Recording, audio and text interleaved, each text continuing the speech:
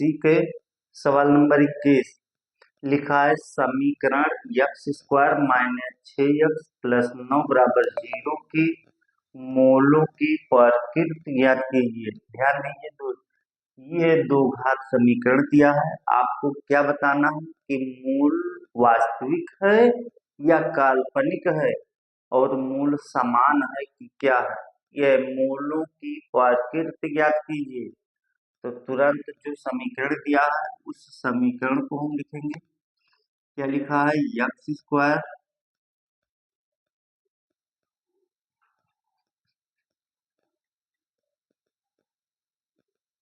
X square minus 6x plus 9 बराबर 0।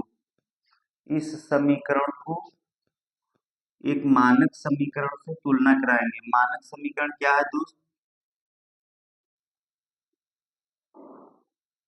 मानक समीकरण है ये x square plus B x plus C बराबर 0 से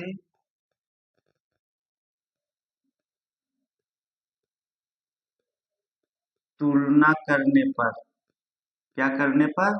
तुलना करने पर। ध्यान दीजिए, तुलना कैसे किया जाएगा?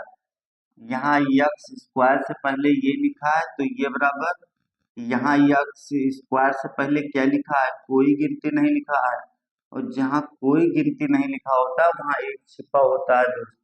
तो ये बराबर 1 हो जाएगा और b बराबर माइनस एक्स से पहले इसको ये कहा जाता है और इसको b और इसको c।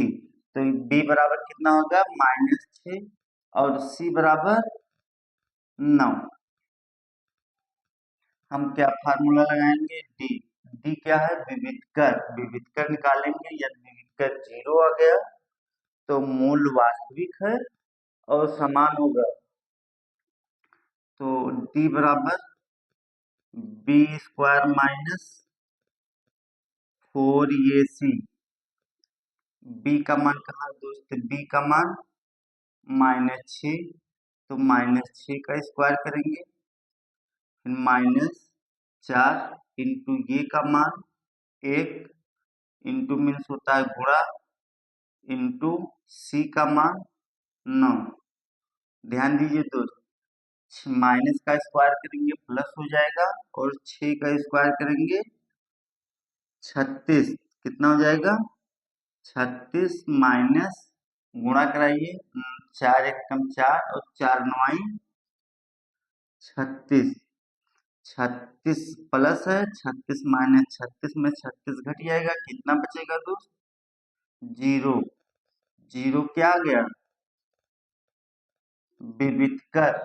विविधकर मतलब डी का मान कितना गया दोस्त? 0 आ गया। यदि विविधकर, आपको मालूम होना चाहिए कि यदि विविधकर 0 है तो मूल वास्तविक होगा और समान होगा। तो यहाँ लिखेंगे अतः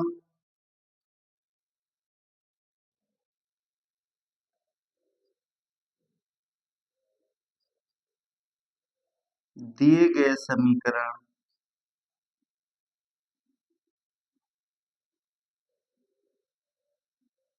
के मूल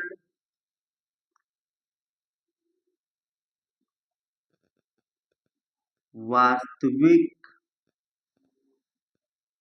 तथा समान हैं। क्या लिखेंगे दोस्त? दिए गए समीकरण के मूल वास्तविक तथा समान, समान चाहे लिखिए चाहे बराबर लिखिए, दोनों एक चीज है। मूल वास्तविक तथा समान है।